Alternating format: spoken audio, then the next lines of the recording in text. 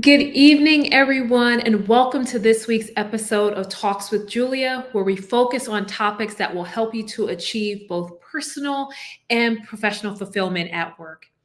If this is your first time joining my live stream, I am your host, Julia Rock. I am the head career coach and CEO at Rock Career Development. And I'm looking forward to diving into tonight's topic to talk about how you can get out of your work rut and feel energized and motivated again at work. It is time to get your groove back. But before we even hop into that topic in a more detailed level, and I can share more of the tips, I want to talk for a second about why it's even important to focus on, feeling energized and feeling motivated and inspired at work, right? The idea is that, well, what's the big deal, right? I go to work and I get my paycheck, it's fine.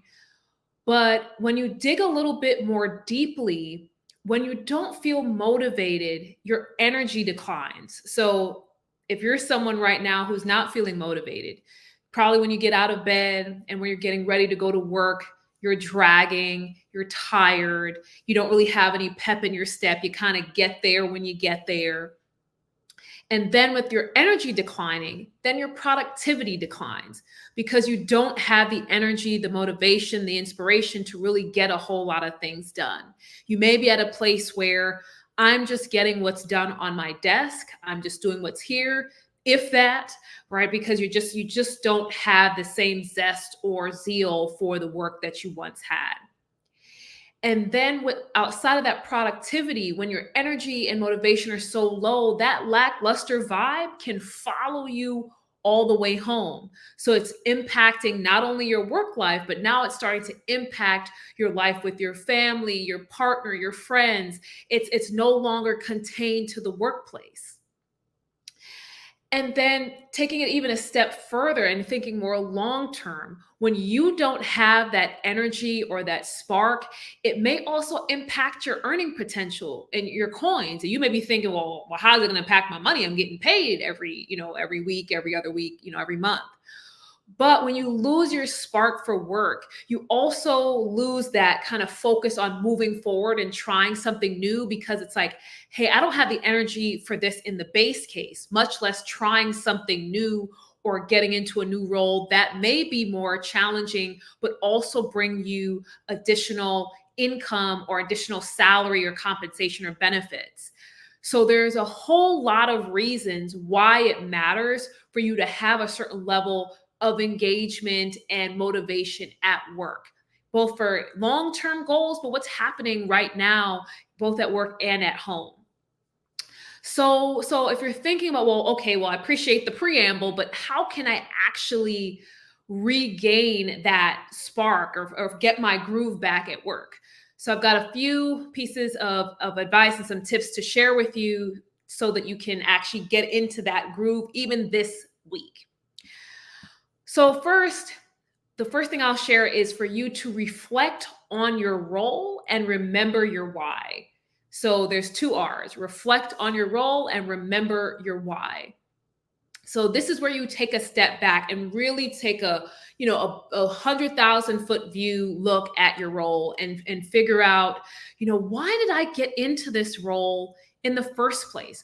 When you came in, perhaps you had that spark and that energy and that drive. You were ready to make change or ready to get things done and deliver results. And somehow over time, that has kind of declined. And the question is, what was it that excited you about that role in the first place? Why did you take it? And what was interesting in the beginning? Was it that you had, was it the type of work? Was it the people you were around? Was it a specific project? What was interesting about that role in the beginning? And why were you so energized to take it? And then also think about the good that has come out of that position. What have you learned in the role? What have you gained in the role? Sometimes when we're feeling in that rut and we're kind of just like, "Ugh, I don't want to do this anymore," we forget a lot about what we actually got out of the role, what experiences we got, what contributions we made, what awards we won or recognition.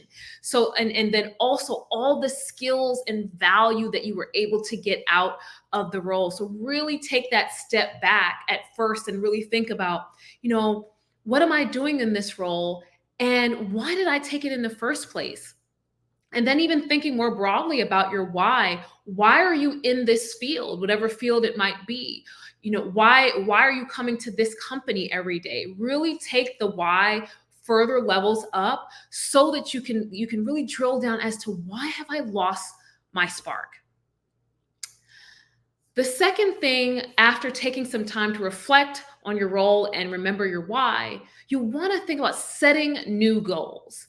It may be that while you're feeling unmotivated and unenergetic and just kind of out of it, it may be that you just haven't set something in front of you for you to actually go after and to chase in a while, especially if you're kind of middle of the road in your career. It's one thing when you first get into a company or first get into your career, you're coming in with one set of energy. But if you've been there for a while, you've hit a certain level, a number of milestones, you may not have set new goals with your manager or even for yourself to say, hey, these are the things that I'm going to go after. This is what I'm going to chase. This is what I'm going to push for.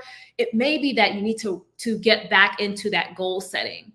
And if you don't feel equipped to set those goals on your own, make sure that you're engaging your supervisor. One, the hill I will die on is that you should be having regular one-on-ones with your supervisor in the base case, no matter if you're feeling good about your job, bad about your job, or somewhere in the middle. You should always be spending time with your supervisor. But especially when it comes to goal setting, have that conversation with them, because if they're building an IDP or an individual development plan for you, you should be able to talk through that with them and see if you can set goals aligned with that. That should be an ongoing conversation. But let's say you haven't had that discussion. Now's a good time to introduce that so that you can set new goals. And these goals will help you to challenge yourself, work a little bit outside the box you've been placing yourself in for a while, see new things. So setting those new goals can really give you another burst of energy because there's now something to go after. But after we've set new goals, it's also important to take a look at your actual desk that you're working right now. So that may be part of, the goals that you set with your manager is like, how can you reimagine your desk? Because perhaps when you came in, the desk was new, it was fresh, there were new tools and things to learn. But fast forward 6 months, 12 months, 2 years, 5 years, everything doesn't have the same luster that it once did. So are there things that you could potentially change and upgrade on your desk? Have you been doing things the same old way, using the same old spreadsheet, the same old tools? Are there things that you can upgrade? And, are there things that you can delegate to someone else? Especially if you're in a role that may be in a lead position, like a team lead, group lead, management supervisor, whatever the case is there an opportunity for you to delegate some of the work to other people? And not saying that you're just trying to drop work on their desk. You may want to look through and make sure that the work that you're delegating is actually of value, because if it's not of value, if it's low level work, you may want to stop it altogether. But if there are true tasks on your desk that add value, that help to bring the results that are expected from you or your organization, you may want to delegate it to someone else on the team. One, it provides them with some additional development because it may be expanding their skill set some. But also it then creates the capacity for you to do what I'm going to share next in number 4, which is to try new things. Try new things. So often when we're in the same job for a while, we kind of get into the groove of, I know my job, I know what I'm going to see in my inbox every day, I know what kind of problems are I'm going to deal with, I know what the noise is going to be, and we kind of get used to that routine. So even though we're not necessarily feeling super motivated, we at least know what we're dealing with. a way to kind of get out of that rut and kind of get remotivated and excited is for you to try new things, to raise your hand and say, hey, I want a new assignment, a new project, something to help stretch you and build some additional skills. And here's a pro tip that I would love to share. The idea of you trying something that's undesirable. Now, before you get me in the comments, when it comes to trying something undesirable, I think that it allows you to see what you can do and make of a less than desirable situation. There are assignments and tasks that people may not want to take.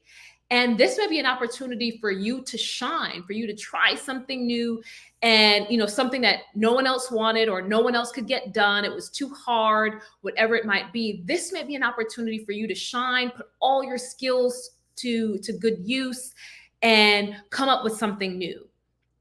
And the thing about undesirable assignments is that because no one wants to do them, when you get into the position and you do it and you knock it out of the park, that automatically gives you a little bit of extra star power in your organization, because they're looking at you as somebody who can get things done when no one else could get it done.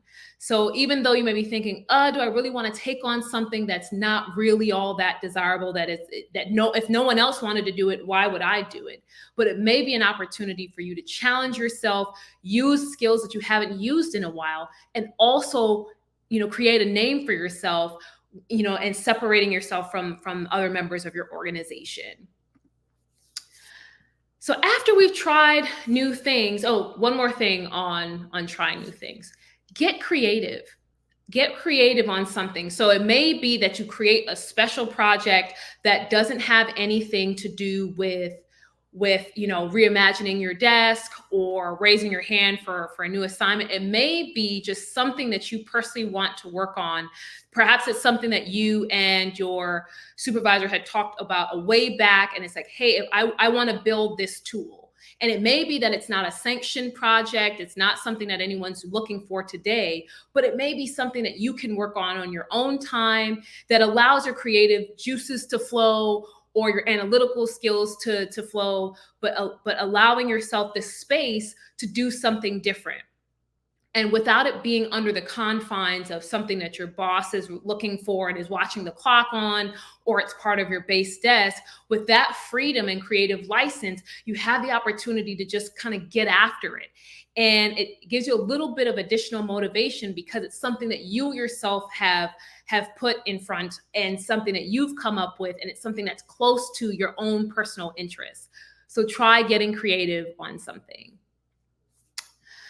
Next, it's also important for you to study new skills.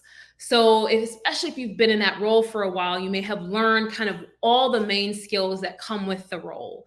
Whether it's that you've had to, communicate with someone, or if you've had to learn certain tools and technical skills, it may be that you've developed a certain base level of skills in that role. But now may be a good time for you to add on. You hear people talk about adding skills and adding things adding tools to your tool belt. This is a great opportunity, especially if you're feeling unmotivated, if you're bored at work and you've lost that edge and lost that spark. This is a good time to try to learn something new and see how you can apply that knowledge within your role. And, your company may have an online library that you can take advantage of. It may be that they offer soft skills like communication or presentation skills, or there may be technical skills that you can learn as well. And don't be afraid if you don't see something in the online library, but perhaps there's a tool that is provided by a third party or external website that you can go and ask your boss for. They may be open to purchasing the license for you to be able to learn that tool or send you to a class. So don't be afraid to speak up and ask for something new, especially if you can make the business case and show that, hey, this is what I would be able to offer the organization if I learned these skills. So I highly recommend thinking about what you want to study in terms of expanding and putting new tools in your tool belt. And don't just limit yourself to what's online at your company or what they're offering in their portfolio. Go to your boss and you bring up your individual development plan if you have to. Bring up the goals that you have set and say, hey, learning this new skill or acquiring this new license and learning how this tool works, it will help me with this goal on this plan, or it will help us with XYZ project or ABC assignment. But don't feel bad about speaking up and asking for the license, or asking for the program, or asking to attend an event to learn those new skills. Next, it's important for you to actually go and build new relationships, build new friendships, or it may be that you have to reignite old friendships, old interactions. But this is the time to hear from other people, to get other people's perspective and build relationships with them. The reason is, when you're sitting in your own little box, the world seems very, very small. And that may be part of why you're feeling unmotivated, out of gas, because you've just been looking at your lane. When you go and you reconnect with people in your network, or add people to your network, learn about the work that they're doing, some of them in your organization, it just broadens or widens your horizons, or broadens your horizons a bit, so that you can see what else is out there. Because when you don't know what else is out there, it's hard to see past your nose. So being able to build relationships and engage with other people, to hear what they're doing, hear what they're working on. And then let's say you have a mentor that you can go and re-engage with. They can provide some insights and some feedback as to, other ways that you can maybe make a name for yourself in the organization, try something new, get seen by a new group. They may be able to provide some insights and perspectives. And perhaps they themselves have gone through those periods where they're not feeling engaged or motivated, they're running out of steam. They may have gone through that as well, and they have overcome it. So they may be able to share some of their tips for you, so that you can actually implement some of the things that they may have shared. So it's really important to let your network get involved. You don't have to, quote unquote, suffer in silence, right? You can go and reach out, and even if it's just not for a coffee chat, if you really want to go to someone and say, hey, I'm just not feeling like myself at work. I feel like I'm just out of gas. I just feel like I'm not motivated anymore. I'm not enjoying what I'm doing as much as I did before. Having that open conversation, even with a colleague, may be able to help you get one vent and get it off your chest, but also get some insights from someone who's sitting not too far from you as well. Next, you want to share more of your knowledge. The beauty of being someone who's been longer in an organization, it means that you've had an opportunity to build a base of knowledge that some of the folks coming into the organization, they may not have access to. And so all of that good stuff that you've got up there can be of value to those who are around you. So I would highly advise for you to find out, what are avenues for me to share information. It may be that you start leading lunch and learn sessions. It may be that you lead a team meeting and share a topic. It may be that you organize a retreat and help teach them something at an offsite retreat or VIP day as a group, right? It may be that you find different avenues, but whatever avenue you choose, this is an opportunity for you to share all that knowledge you've built and not keep it inside. And how that can help to motivate you is the idea that, hey, you're actually adding even more value. So outside of the base desk, outside of the things that you're doing every day, this is an opportunity for you to create even greater impact, especially if you have unique knowledge about tools and systems and programs that other folks may not know. Sharing that knowledge can help the team to execute faster, more efficiently, and with less errors. And again, you're making an even broader contribution. And that's something that should be going into conversations with your boss from a one-on-one perspective, but also when you're doing performance management, the performance reviews, and you're thinking about, should I be getting promoted or should I be getting a raise? These are the kinds of things that you can bring up. So going back to that undesirable assignment we talked about earlier. And then even this opportunity for you to find ways to share knowledge with your team members. I'll tell you a little bit about, when for all my roles in corporate America, there have been some people that have been so excited to share knowledge with me, and it has made a difference in my ability to perform as well as my coworkers around me. But there are some people who want to keep the knowledge to themselves, and it makes the working relationship difficult because we all can't get everything done because we have to keep going and asking this person, how do we do this? How do we do that? Do you have a desk manual? Do you have something that we can use? So you being a person who shares knowledge voluntarily, no one has to tell you what to do. Again, besides making you a good team player, it shows a certain level of leadership, a certain level of ownership, which is what your management will be looking for in the people that they promote and move forward. The next one is something really, really fun. Take a vacation. Take a vacation. There are a lot of statistics out there, especially for American workers, about how many of us are not taking our PTO. I don't know why we don't.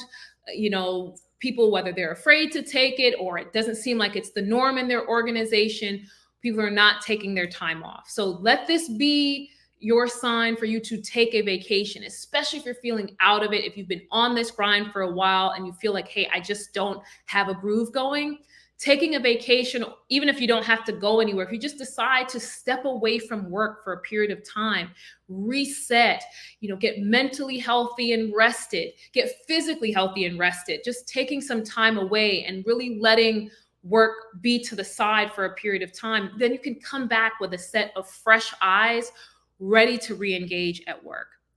And I would, and just going back to the point of making sure you're not taking any work with you. Too often when we go on vacation, we still want to have the laptop and we still want to check email and we don't want to fully unplug. This is an opportunity for you to take a vacation and fully unplug. Let go of anything work related. Make sure that you put on your out of office. I will not have access to emails, not limited access, or I may check emails later. No access to anything. I will respond to all inquiries when I get back. Taking that vacation is going to be such a good opportunity for you to reset, refocus, and get back to what I talked about in number 1, which is remembering your why. And when you have all this noise that's coming at you in the workplace, it's hard for you to actually just hear your own thoughts and think about your why as to why you're there, what value you're bringing to the table. Are you still bringing the same value to the organization that you had hoped you would? You don't really have that time when you're in the day-to-day grind and you're just trying to crank out and get things done. Taking that vacation will allow you that time to think about, hey, am I doing the work that I really enjoy doing anymore? Am I bringing to the table what I thought I would be all this time? Has my value waned? Have my contributions waned? Having that time to yourself to hear your own thoughts on that will make a difference in the conversation that's going to come up in number 9, which is engage your management. Previously, we were talking about engaging your management on perhaps setting goals or building your development plan. But this conversation with your management is really a targeted discussion around how you're feeling about your role. This is not a time to say, to talk about kind of the work items. This is a specific discussion around, I'm not feeling like myself in this role. I'm not feeling as motivated as I once did in this role. And I'm not sure my contributions are where they need to be at this point. Depending on the relationship you have with your supervisor, I know not all supervisors are created equal, but if you have a good working relationship with your supervisor, have that conversation with them so that they know and they don't just see you walk out the door later, right? So you want to make sure that you're having that discussion. And even if you don't have a good relationship with your manager, because you may be sitting here thinking, well, Julia, I don't have that kind of a cool relationship where I can just go and tell my boss anything, any and everything. But this is an opportunity for you to even reframe it and say, hey, I'd like to reset expectations on this role and make sure that I'm delivering the value that's expected, and making sure that the milestones that I'm aware of are all the milestones I need to hit, or is there something else? And I'd also like to get some additional feedback on my performance thus far, so that it's not just focused on I'm not feeling great, but it's also around things from their perspective. But regardless of whether or not you have a good relationship with your boss or a bad one, it's important for that individual to know how you are feeling in the role, because they cannot help you. Your supervisor, your leadership team cannot help you if they don't know that something is wrong. And it may be that the relationship with your supervisor is not as good as it could be because of how you've been feeling all this time. This discussion and being open and honest may open the door for you to have a better working relationship, because now they understand what's the roadblock between the two of you. So I highly recommend for you to engage your management so that they know what's going on and they can help to think of solutions to help you find that spark again and get re-energized. And one such solution would be the final item I have, which is another role and option. If you have raised your hand for different assignments, if you've asked questions, if you've tried kind of 1 through 9 at this point, is another role an option? Or is it that you have to leave the organization that you're at? Not telling you to run out of the door and quit your job, but it may be that if you've done all you can and this organization may not have the opportunity that you need, it may be time for you to exit. But let's look on the brighter side and say, hey, perhaps this organization does have what you're looking for. It may just no longer be in the role that you're currently in. That's another discussion that you're having with your supervisor to say, hey, I've networked or talked to so-and-so and gotten some insights about this particular group, or this particular project, or this particular new division that's being formed. What are your thoughts on me being able to transition to that group full time? And that's an honest discussion that you and your boss can have. They can maybe share why they would want you to go or want you to stay, but putting those cards on the table and you being honest to say, I'm not feeling as energized in this role. And I feel like if I'm in whatever XYZ division or XYZ group, that would really give me an opportunity to reset and truly increase my contributions to this organization and the value that I can bring to the table. Always bring it back to, besides feelings, bringing it back to the value and the contributions you can make in your organization is really key to setting that tone with your supervisor, because while they're concerned about you, they're also concerned about the company and they're concerned for themselves as to, is my group delivering? And so making sure that you're able to tie back to what your supervisor cares about as well is really important to ensuring that the conversation is healthy on both sides. And so with that, just a quick recap on how you can this week actually start to regain your spark at work, get your groove back, get remotivated and re-energized. I shared 10 items. Let's quickly recap them. 1, reflect on your role and remember your why. Why did you take this role in the first place? What was interesting at the beginning? And what have you gained from the position? Set new goals. If you're feeling stuck and unmotivated, it may be that you need something new to shoot for. Reimagine your desk. You've been doing things the same way for 6 months to 5 years, who knows? But this is a time for you to attack your desk in a new way. Can you delegate something? Can you learn new tools? Can you upgrade a portion of your desk? Try new things. Raise your hand for something new. I keep saying raise your hand for something that may be undesirable. It allows you to separate yourself from the pack, deliver on something that nobody else could, and set a new name for yourself. Study new skills. If you're feeling underutilized, if you're feeling bored, learning something new, trying something new, and kind of stretching your brain a little bit, that can also provide you with some additional energy and motivation. And whether you're using the company's platform or you're trying to do something through a third party, raise your hand and try to learn these new skills. Tap in with your network and build brand new relationships. These are folks that can provide an outlet, but they can also provide insights and advice and perspective on the problem that you're going through right now, which is that lack of spark and motivation. They may also be able to provide perspective into new opportunities that you can pursue to help you get your groove back. Share knowledge. With everything that you've learned so far, everything that you have gained in this role, how can you impart that to new individuals that are joining the group or new employees that are joining the company? How can you show your leadership and show your expertise to others in the organization, and making sure that your management team is seeing the additional value on top of your base work that you're adding? Take a vacation. If you don't take anything else from the 10 tips, take your vacation. Take the paid time off, the PTO, so that you can reset, refocus, and reflect, so that when you come back, you can have a more targeted approach to work, you can have a clearer approach to work, and hopefully be motivated as well. Engage your management. If all the previous conversations and all the previous steps haven't worked, it's important that they know how you're feeling.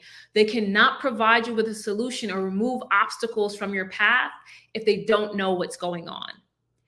And then lastly, think about if you need to get another role within your organization, or it may be time for you to make an exit and find another firm that may be providing you with the opportunities that will really light you up and help you to thrive in the workplace. So I would love to thank you so much for joining us this evening. If you have questions, please leave a comment, or you can DM me directly, or you can email me at hello@rockcareer.com. I also want to make a shameless plug for this Thursday's episode. I'm going to be talking about leadership, and I'm going to have a special guest. So please make sure that you mark your calendars for Thursday at 7 p.m. Central. And then lastly, I'm opening enrollment for my signature coaching program. Applications are going to be open starting March 1st. So if you have an interest in terms of getting into your career transition, moving forward, and getting out of your career rut, please send me a DM, leave a comment, and we can talk about whether or not my coaching program is for you. Thank you again for joining, and hopefully I will see you on Thursday.